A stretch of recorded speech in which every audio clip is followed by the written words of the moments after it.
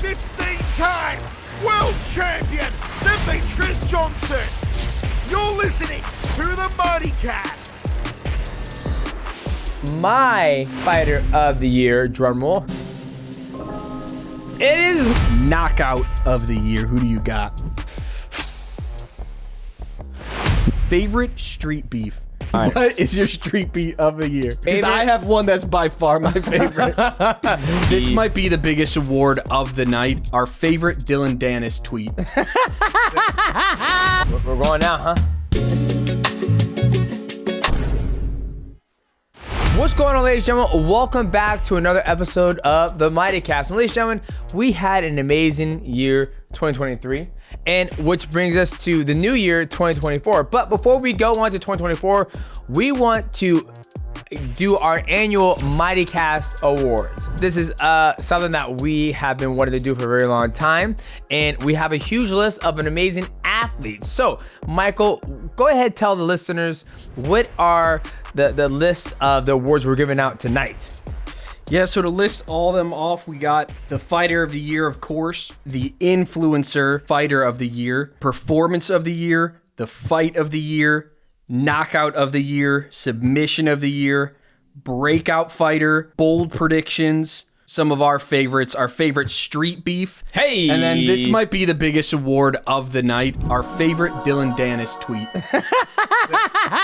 All of those are coming up. And also, why don't you show the award? Oh, and this is the award, ladies and gentlemen. This is the MIGHTYcast Award. We didn't have enough time to get with Amazon and be able to get a custom trophy made for the MIGHTYcast Award winners. But next year, when we have more of a budget, we'll do something nice for you guys and we'll send it to you guys at your house, okay? So, but for my fighter of the year, drumroll, it is Mike Perry. Good for health, good for wealth. Love to see it. Speaking of those things, honored I am to accept the Mighty Award for Fighter of the Year. Big shout out to Demetrious Johnson, the Mighty Mouse, one of the GOATs. Thank you so much. I'm honored to have this award and can't wait to keep putting on in 2024. Let's go. Mike Platinum Perry. Why do you laugh? Why is he laughing, ladies and gentlemen? I don't know why he's laughing. Mike Perry is my fighter of the year. Here's the reason why. Mike Perry has stopped 2 world champions in his last 2 fights. Now, Mike Perry has gone off the cuff and gone against the grain. What do I mean by that? This gentleman was, I felt, a very successful mixed martial artist. He's got big wins, and he did something different. He goes, I'm not going to have no coach in the corner hand me water and tell me do this. I'm going to have my girlfriend do that and save me some money. And he did it, and he was successful. He won. And let's fast forward to his future. Now he is the king of violence. He's beat 2 of my good friends, Luke Rockhold and Eddie Alvarez, which those guys are no joke. I mean, he has embraced and embodied bare knuckle fighting, and that is why that gentleman gets my male fighter, best fighter of the year, Mike Perry.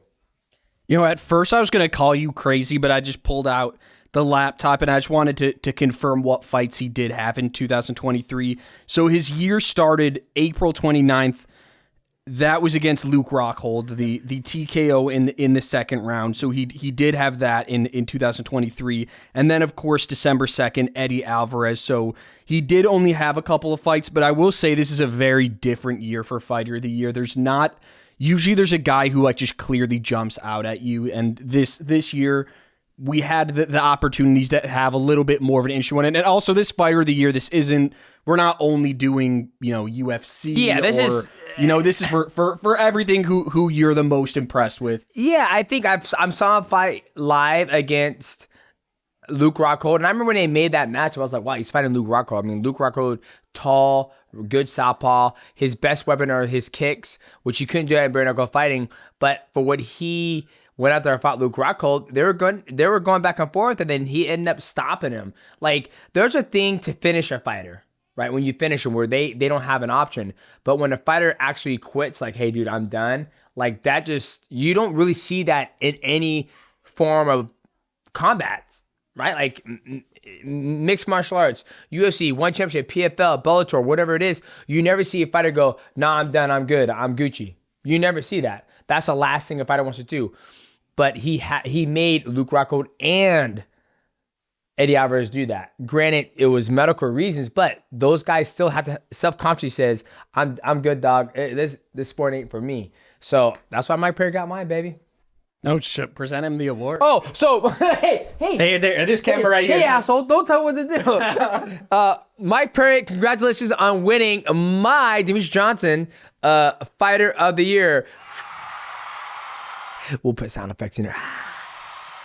There you go, dog. Congratulations. Now we're gonna call these the first annual Mighty Award. So we got that first Mighty Award, the most important, the most prestigious award. You know, who cares? On the internet. Yeah. Who cares about Ariel Helwani's his little end of the year awards? Who cares about MMA Junkie? Yeah, those are all. No. This is the most prestigious that we got out here. Yes. Little SB. Demetrious will send you his actual SB. This is the 2017. What was this even for? Oh, best fighter. Wow. So Yeah. we're gonna send you this SB, but no, I mean, and I think staying on Strickland a little bit. The most thing I love about Strickland, it's really not just about the fighting. I mean, he went 3-0. He upset Israel Adesanya. For me, it's more about how he broke out as a character as a personality. That there was, I mean, I did not know. I mean, everyone knew who Sean Strickland was, but I did not know his star potential until he beat Adesanya, and it just blew up. Like, he is legitimately one of the better promos.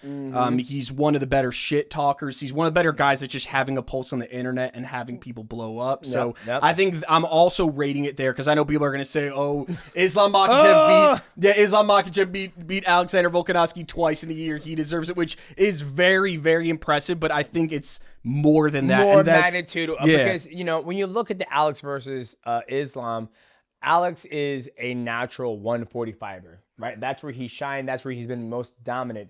He hasn't had another fight at 155 besides for the belt, right? So we don't know how he would fare against other 155ers. But with Sean Strickland going 3-0 and also being Izzy Adesanya, I mean, like you said, that is very impressive. When you weigh those guys, because if we're gonna say no one's gonna have Mike Perry as fighter of the year, unfortunately, that's who you're picking. They all blind. That's who you're picking. But if we had to say between the real guys that are going to be debated, Strickland or Islam, who would you have? Why between is those my two? guy not? Why I feel like you're just shitting on my pick right now. That's what I feel like you're doing. I guess more specifically, just UFC. You asked what my pick was, and I gave it to you. Now you're telling me to go against the grain. No, move on to the next one. How dare you? No, but I will say with the Mike Perry though, and giving him the credit that it's due. Like if you look at the PFL. The bare knuckle fighting, one championship UFC. He's probably the most dominant, which I guess he is a champion now because they have their version of BMF. So if you look at it that way, I mean, shit. Who wants to fight that guy next? Exactly. I would not want to. Yeah. So like I said, I find it very unique because I was literally sitting here thinking like, hey, who is somebody where I'm like, wow, like I sit back. And Mike Perry is very good about the way he goes about his fights, right? He's like, I'm going to get some and I'm going to give you some as well. And when I sit there, each time I watch him fight this year, I saw him fight once live and I watched the second fight in a hotel. And each time I watch him, I'm like, dude, like, oh my, that's the only time I'm like, oh my God, like, damn, like Mike Perry just made these guys quit. And I'm an athlete and you've wrestled before. Like, has there ever been a point in time where you've wrestled somebody and you're like, I don't want to be here anymore? Yeah, I mean, they're good enough. yeah, right? Right? So there's only been one time in my whole career where I was like, I don't want to be here anymore. And that's when I was fighting Kyojo Horiguchi because I was super sick. And I was like, I don't want to be here anymore. But in all my, 35 fights in my whole entire career, I have never once had in my mind broken hand, broken leg where I'm like, I don't want to be here anymore. He made two high-level athletes do that. And I just found that very impressive. So Michael, I know what you want to do. Let's go to the second one now. Now, so here, next one, influencer fighter of the year. So this could really go across, it's kind of an open-ended award, and I think that the influencer scene, we can't deny the people who love it and look forward to these fights more than they do. We look UFC. forward to it. No, exactly. Yeah, So it's disappointing when we don't have one of those big influencer fights to hype and kind of preview. So who do you have as your influencer fighter of the year? Influencer fighter of the year is Jake Paul. I have Jake Paul as my influence fighter of the year. I mean, Jake Paul has taken the influencer fighting to a whole new level, right? At the very beginning of when he was doing this, I believe it was on, what was the very first thing it was on? It was not the Zone. It was on some random, I don't know. Yeah. Triller. Triller. It was on Triller. And, at one point, it's like, okay, this is a joke. And then he kept on doing it. He knocked out Ben Askren, knocked out Tyron Woodley. And then he beat, he just beat, who the guy he just beat? Andre August. Yeah, he just beat Andre August, see? The pizza boy. He just beat him. And he's going to continue to fight. And it's not about all his fights that he's done. It's also what he's done for other athletes, given Salt Poppy, KSI, Slim, Amanda Serino, all these other athletes, a platform to be able to make money on. And now Amanda Serino is making the most money ever in her whole entire career, and she's been a world champion for a very, very long time. So I give it to Jake because he's very influenced. I enjoy breaking down his fights. I think of all of the athletes, I think Jake's the best, but I think KSI is more athletic. I think he understands the fundamental of boxing more. So my award goes to Jake Paul. Jake, I know you want to be world champion. I know you ain't gonna get one of these motherfuckers anytime soon, SB, but you gonna get yourself a mighty award. Congratulations. There you go. But I will say, and we might as well, while we're on the topic, actually before we go there, one thing I want to say, you caught the ire of a lot of people on Twitter and on YouTube with our debate of the Tate brothers versus the Paul brothers. Now we've looked into this more. We've done a little bit more research. We've broken down Tristan Tate as well. Yep. Where are you at right now as you stand looking at that matchup? Do you think, because a lot of people think you're just a Jake Paul hater, which I think is just, I think it isn't fair, but they kind of look at I think Andrew Tate would beat him in a boxing fight and stuff like that. But where are you at with that kind of Tate versus Paul brothers right now? I truly believe that I think it's going to come down to the grappling. It's going to come out to the wrestling and the grappling, because when it comes to boxing, I would have to give it to, I think Jake might beat Andrew in boxing, right? Just because he's older, he likes to stand like a tall tree, and he can try to catch him with a check hook. But then you have Tristan Tate taking on Logan Paul. I think Tristan can probably give it to Logan Paul. The biggest, those guys are older. When it comes to kickboxing, they win. There's no debate. They're gonna win. They're gonna kick the shit out of their legs or push kick them or whatever it may be. Then it's gonna come down to the jiu-jitsu and wrestling. Both the Paul brothers, they have a background in wrestling, so that's going to trump whatever they're going to do. So I'm going to have to go with the Paul brothers because it's 1-1 each side. What's the tiebreaker is the wrestling, and that's what the Paul brothers have. And Tristan Tate, the Tate say wrestling doesn't work. It's fake. Jiu-jitsu doesn't work. Yeah, so and I just forgot the number one thing people were referencing was you kind of saying that Tate has fought good competition. He has. And Jake Paul has fought pizza boys. He did. His last fight. His last one, but I will say, though, he did fight as much as it was a 50-year-old Anderson Silva. Yes, he did. And then he did fight Nate Diaz, but yes. I mean, Nate Diaz isn't a boxer. But yeah. Exactly. But if you look at the caliber of the guys that, and it's nothing against, Nate, Tyron Woodley, Ben Askren, all those guys. He picked him, not handpicked, but he fought those guys when those guys were out of their prime, right? Nate Diaz, Anderson Silva, Tyron Woodley, they're not in their prime, right? And he's also fighting these guys who are outside of their specialty, right? When you look at Andrew Tate, everybody he fought are all specializing in kickboxing. So they're all kickboxer. Tyron Woodley's not a boxer. Anderson Silva's not a boxer. Nate Diaz is not a boxer. There's a reason why you're seeing MMA guys go to boxing. You don't see a lot of boxers go to MMA. It's not because it's hard, because there ain't no money in MMA. Every single MMA guy who's gone to boxing, what do they say? This is the biggest check I ever got in my whole entire life. You'll never see a boxer come to MMA because one, it is harder because they got to do wrestling and all that other stuff. But two, the money's not good in MMA. So that's why you see it. What's going on, ladies and gentlemen? This video is sponsored by GFUEL. Now, ladies and gentlemen, I know you guys want that good old energy pump. Whether you are playing video games or you're at the gym lifting weights. Now, if you want to give GFUEL a try, make sure you guys go to gfuel.com. They have so many amazing flavors. They got the clickbait. They also have the watermelon lemonade. And you guys already know what my flavor is. My favorite flavor is Mega Man, the blueberry slushy. All you got to do is go to gfuel.com, and when you make all your purchase, make sure you use my promo code MIGHTY. That will save you 20% on your purchase, and you can have a nice energy boost when you're at the gym or when you're gaming, playing Street Fighter 6 or Call of Duty. Back to this beautiful episode of the Mighty Awards. Do you think Jake Paul will make his PFL MMA debut in 2024? I think he will. Yes, I believe we will see Jake Paul in mixed martial arts in 2024.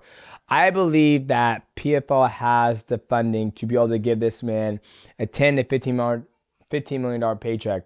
Now, Don Davis said that he will write him and Nate Diaz a check for $15 million. The only thing that's stopping is that Nate Diaz doesn't want to do the fight.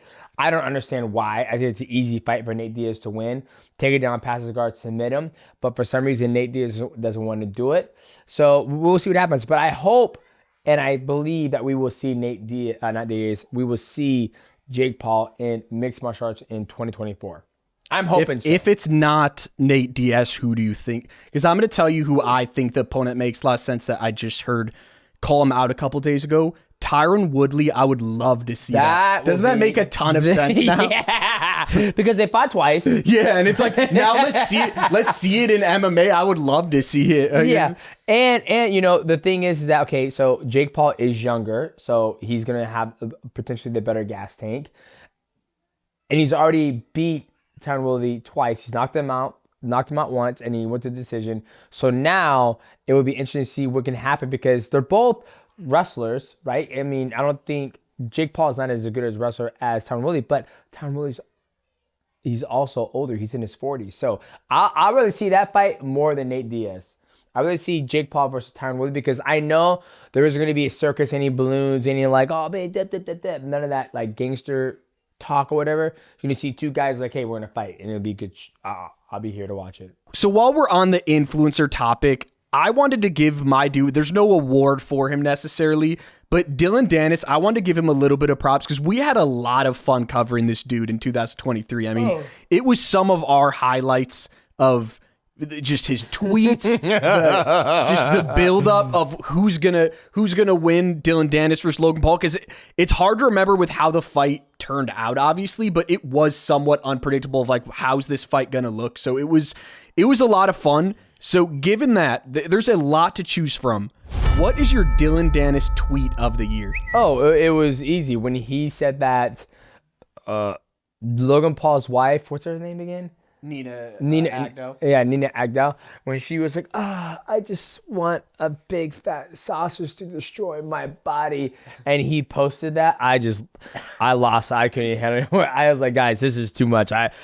Following Dillon Danis, I'm a fan. I'm following it. And that was probably the best part leading up to the Logan Paul fight. Was all the tweets back and forth. I had a feeling you were gonna pick that, so I actually have. I don't even know if the video is still. I'm sure we could find it somewhere on the internet. You can find it on our shorts. It's on our shorts. Oh, it is? Okay, that's good. But so I'm gonna read right now what it says in the video.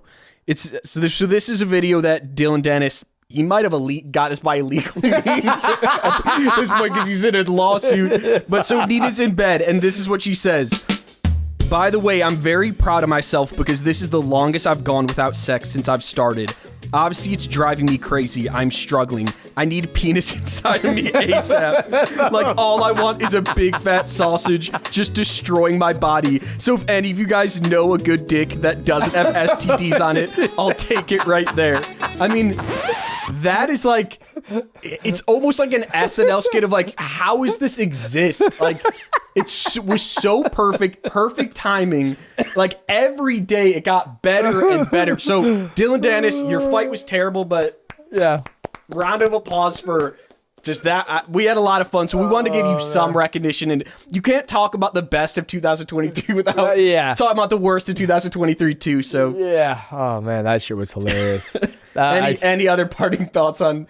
I will say one last thing. Let's talk about Dillon Danis. There's been some chatter. I don't think it's real, but some chatter of, should UFC sign Dillon Danis? What do you think about that? You know, why not? I mean, I think the UFC loves to have give guys an opportunity to try to make a run at it, right? You know, we know he's going to sell tickets. We know he's going to be good lead up to fights. I mean, you gave CM Punk an opportunity. You gave guys who have less wins anything chances. What I mean by that is that, Dillon Danis does have a legit jiu-jitsu background. I mean, CM Punk was just a WWE wrestler who had a big following. You look at Mike Jackson. I mean, there's so many other guys out there. So I think you give Dillon Danis a shot. If anything, he could be what's what I'm looking for, where somebody's like, he could be a liability. But I think in the day, why not? I mean, what's the worst that can happen? Right? Like what? He bombs? I mean, who cares? I'll watch. I can't wait to the tweets. Have him fight Ian Gary. Those would be great tweets between him and his wife. No, so Dana White, if you're listening to this right now, which I'm sure you are, listening to this shit. Yeah, no, you are fine. All of our fans, please do whatever you can. Tweet at him, post on Instagram. We're gonna start a campaign right now, starting on the MIGHTYcast. Dillon Danis for UFC. We're starting it right now. Everyone, do anything in your power to get Dillon Danis to sign with UFC. That is our goal. The Mighty Awards, MIGHTYcast goal for 2024. Get Dillon Danis signed by UFC. Oh man. What's the next one? So next one, we're gonna do performance of the year. Now this one, I'll be honest, I only made this award because I want to say what mine is. But so I wonder if you'll be thinking on the same lines to me. But this could be in any of the combat sports. What was the performance where you're like, this one's standing out among the rest that I'm going to remember the most this year? I think Islam versus Volk. I think what Islam did to Volkanovski, the second fight, it was clean. He didn't take any damage. He used the longest weapon in his arsenal, which is his leg kick. Well, not leg kick, but the body kick from southpaw position. And then he picture perfect went up above and knocked out, at that time, the pound-for-pound best fighter in the world. So my award goes to Islam Makhachev. I'm not sending this to wherever you're at, but congratulations on winning the Mighty Award for Best Performance of 2023. Congratulations. No, and just sticking on that a little bit longer.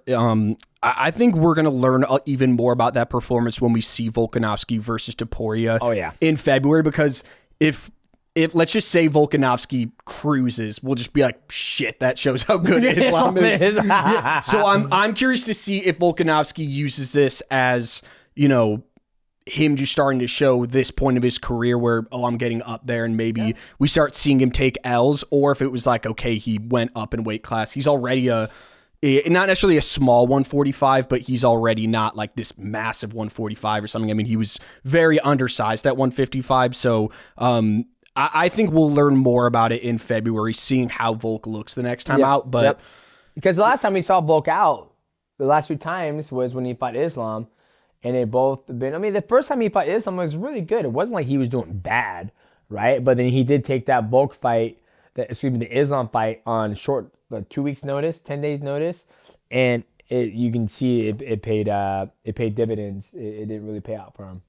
Yeah, so getting back to why I picked the performance of the year, because I wanted to, and actually I forgot I have a hoodie of him over there that I want to pull out. But the performance that sticks out for me in 2024 2023 above the rest is Francis Ngannou versus Tyson Fury. Because and you know what, you judges go yourselves. I don't even. He won that fight, so you can't be like, you're giving a performance of the year for someone who lost. Like, no, he won the fight. So I just think it's important to acknowledge, like, this is shit that, like, movies are like. You'll see a movie that does something like this, and you're like, oh, this is bullshit. Like, this guy who just is coming from Africa, like, he's poor. You see those pictures of him? He wasn't even, like, jacked or anything. It was like poor man Francis. Yeah. He was like, oh. And he doesn't just win a UFC title. He leaves on top, goes to boxing, goes against the undisputed undefeated lineal heavyweight champion of the world in boxing. His first boxing fight, he didn't do amateur, nothing. And I don't care what those judges say, he won that fight. He deserved to get the hand raised. That is my performance of the year and one of the most memorable combat sports performances I've seen in recent years. So I wanted to give Francis Ngannou the props there. Well, give him the goddamn thing. Yeah, well, here you go, Francis. This one's from Michael for your performance against Tyson Fury. You look absolutely amazing. Where are you going right now? I'm trying to give out an award. You're being super rude. Oh, you've seen your shirt on right now, Francis. I apologize. But yeah, I mean, you're absolutely right. He did an amazing job. I mean, going into that fight, everybody thought he was just going to get absolutely worked. But did he prove all of us wrong? So moving on, now we did already do a spoiler of this and we talked about it a little bit. Fight of the year, I think we're both in agreement. UFC 284, Islam Makhachev versus Alex Volkanovski. This is when we had, like you said, it wasn't Volkanovski going against Islam in a whatever it was 2 weeks notice. This was full camp. So why is that your fight of the year? I think the biggest thing is it's not very rare. I mean, it is more rare nowadays, but it's kind of very intriguing when you see a smaller athlete go up against a bigger athlete, especially someone like Islam Makhachev, who's only had one loss in his career, comes from an amazing camp, Eagle MMA, Habib Nurmagomedov. For Volkanovski to go up there and hang with him, in a lot of people's eyes, a lot of people thought Volkanovski won. And the fight was back and forth. Islam had his back. Islam was throwing the body kick.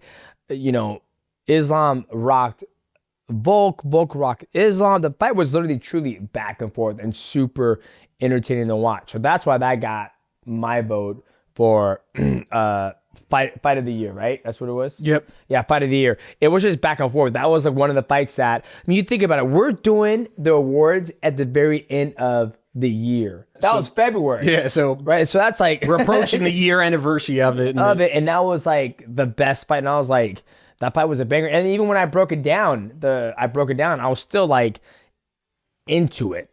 So that's why I give it the Mighty Award of the year. That's why the fight of the year goes to Islam Makhachev and Alex Volkanovski for your guys' first fight in February of this year. Congratulations, gentlemen. Now moving on, knockout of the year. Who do you got? Now, this is very hard because there's a lot of damn knockouts this year. A lot. Not just in the UFC, but also in the PFL, one championship. And my knockout of the year goes to Chinguez versus Superbond. Hello everyone, Chingiz is here. I'm super happy and honored to accept many world knockout of the year 2023 against Superbond. See you next year. We will do even better. Now, Chinguez is an absolutely monster at kickboxing. He won the World Grand Prix in kickboxing and won championship. And he knocked out Superbond with a beautiful combination right hand and just slapped Superbond. Now, Superbond just had a fight with Taiwan Chai. And if you go back, actually, that was like one of my first fights I ever commentated on was the knockout against Chinguez against Superbond. It was absolutely amazing. So Chinguez, my man, congratulations on winning the knockout of the year, a MIGHTYcast Awards, the Mighty Awards. Congratulations, my friend. You earned it. It was, you gotta watch it. It was fun. No, and we're allowed to show the one championship videos on this YouTube. So we're gonna add that knockout right here, and yes, you guys will see it. That's one thing I love about one championship is seeing all the different disciplines, and it's just funny because when you see a Muay Thai knockout or a kickboxing knockout or an MMA knockout, they're all different. Like there's certain ways you could get knocked out that's probably not going to happen in MMA, and you could get knocked the out in kickboxing and Muay Thai. Like there's well, the thing is different about like, you know, kickboxing, Muay Thai, MMA. If I drop you, I can follow up and like finish you, right? But in kickboxing, he dropped him not just once, he dropped him 3 times in one round. He's like, pop, pop, drops him. He's like, oh, he gets up. He's like, oh, I'm okay. And he's like, what? No, you ready? He goes, yeah. And he goes, right back into him, drops him again. And then he comes back in for the 3rd time, hits with he crosses distance, throws a high kick, hits with a beautiful right hand, and just flattens him. Just, whew. So good job, Chingas. Yeah, mine is Josh Emmett versus Bryce Mitchell. I mean, that was violent. I mean, God. And good for Bryce Mitchell being a good sport. And like, I don't know if you've seen the stuff he said after, like, because it could have gone like he could have been bitter about it or 1000%. been down about it, but he was just grateful because a knockout of that magnitude, it's like, dude, I'm alive. I woke up so I can kind of appreciate it. Like, because we even talked with Aljo, we had him on the MIGHTYcast. He mentioned when he was knocked out cold by Maurice.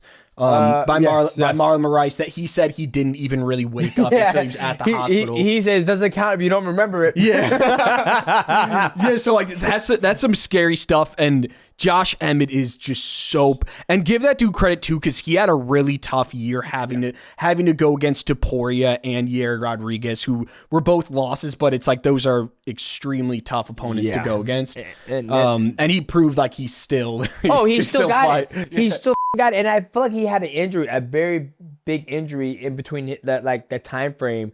I think he might have torn his ACL or something like that. I'm not sure, but yeah, he still got that right hand rocket where he hit Bryce Mitchell.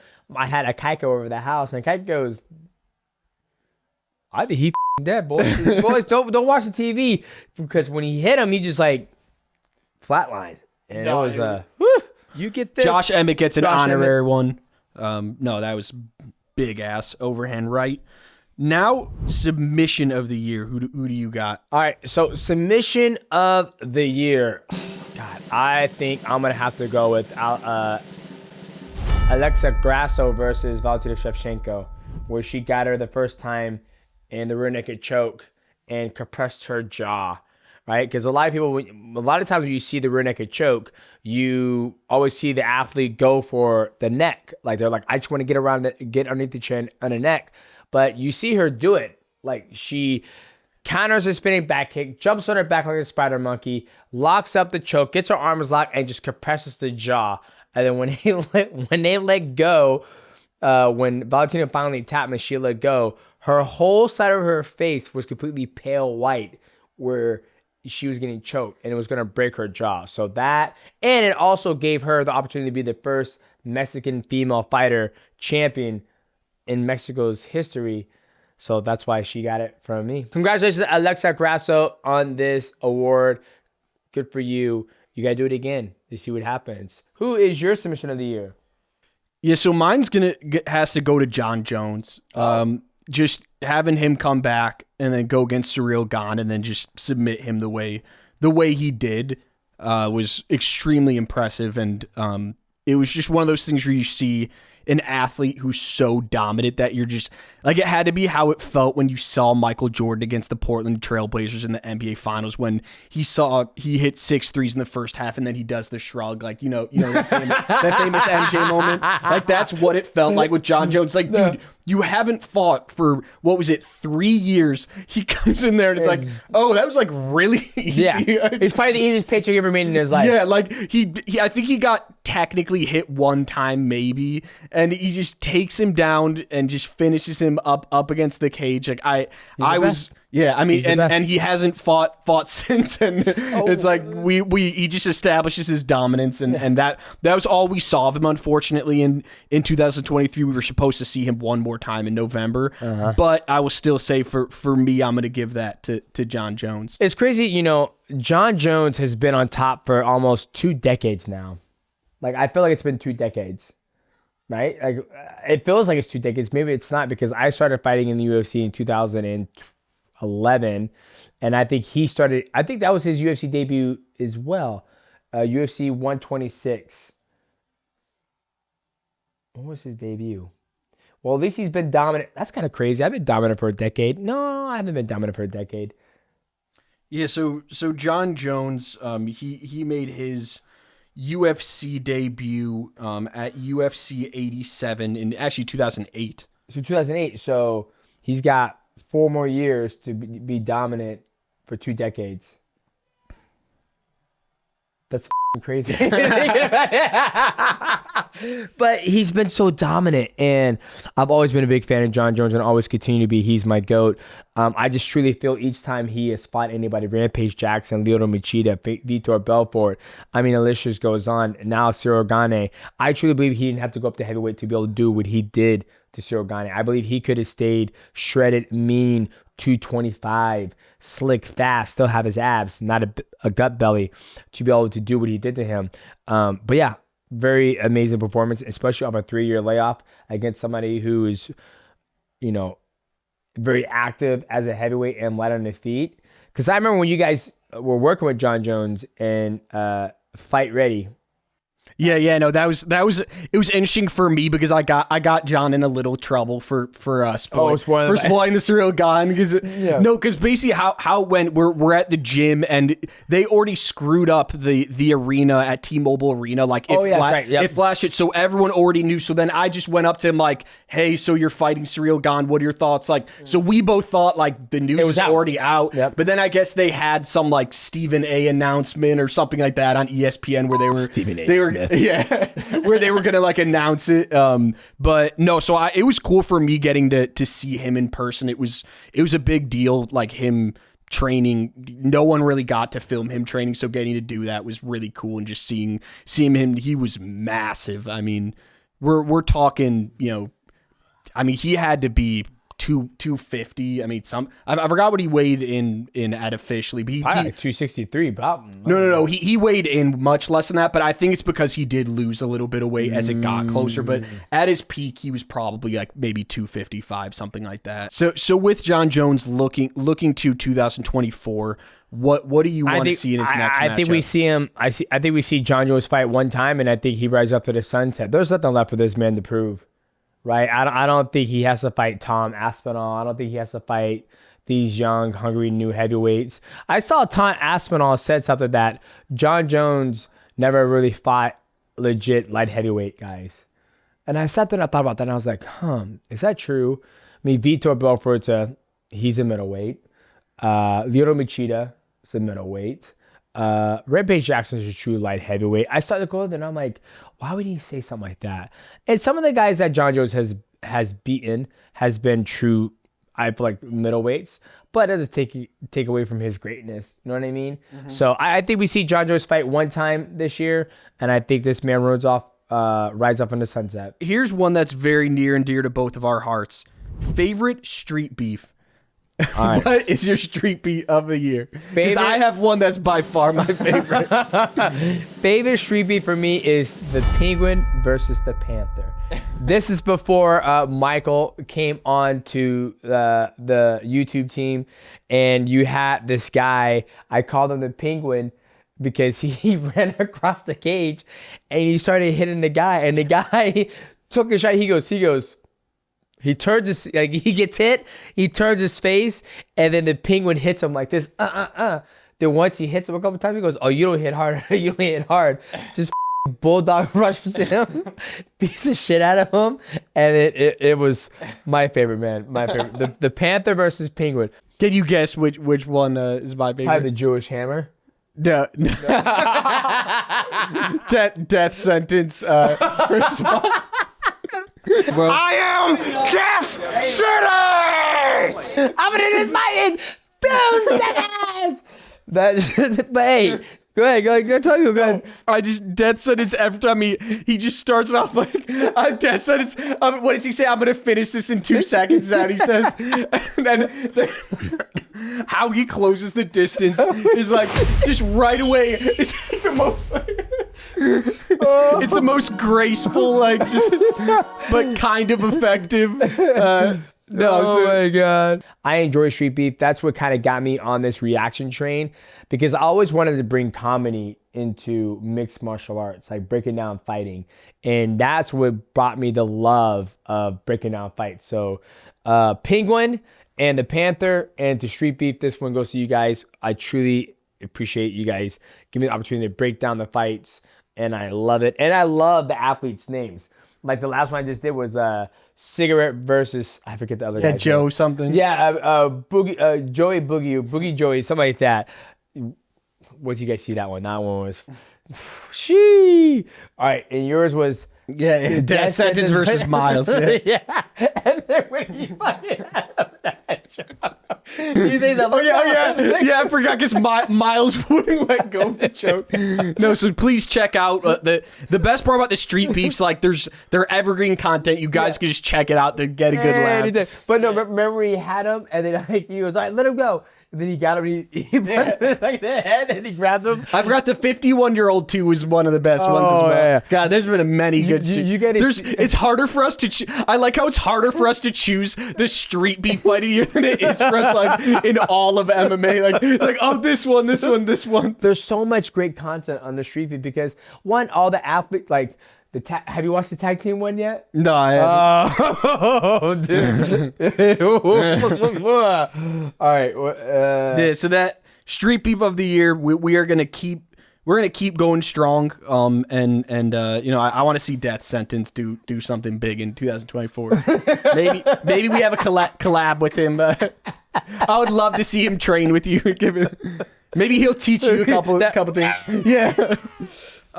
No, so I mean, right now I'd say we nailed all of the awards. So now it's really mostly about what's your bold prediction for 2024. You know, I think my bold prediction of 2024. I think we're gonna see a lot more amazing fights. I think we might see a lot of new champions. You know, you have Ilia Topuria taking on Alex Volkanovski.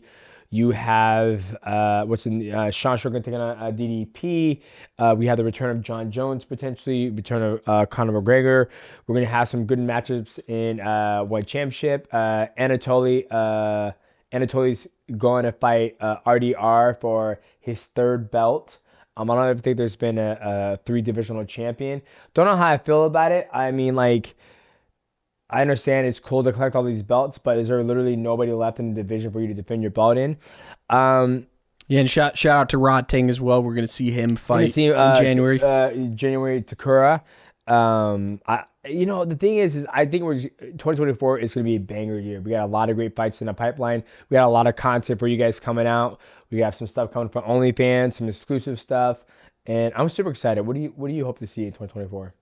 Yes, I mean, I would say what a little pivot. What is your favorite fight of 2024 that has been announced? Because I'll say mine first. I would think probably as we tape right now, we're still waiting on that UFC 300 card. But with the information we have right now, I'd probably say Volkanovski Topuria is probably the fight right there. I mean, at least for me. Yeah, I agree with you. I think Ilia Topuria versus Alex Volkanovski, because we've seen Alex Volkanovski be so dominant at 145, and Ilia Topuria has gone through some pretty amazing fights, and I think he does everything right. His boxing is clean. He passes guard.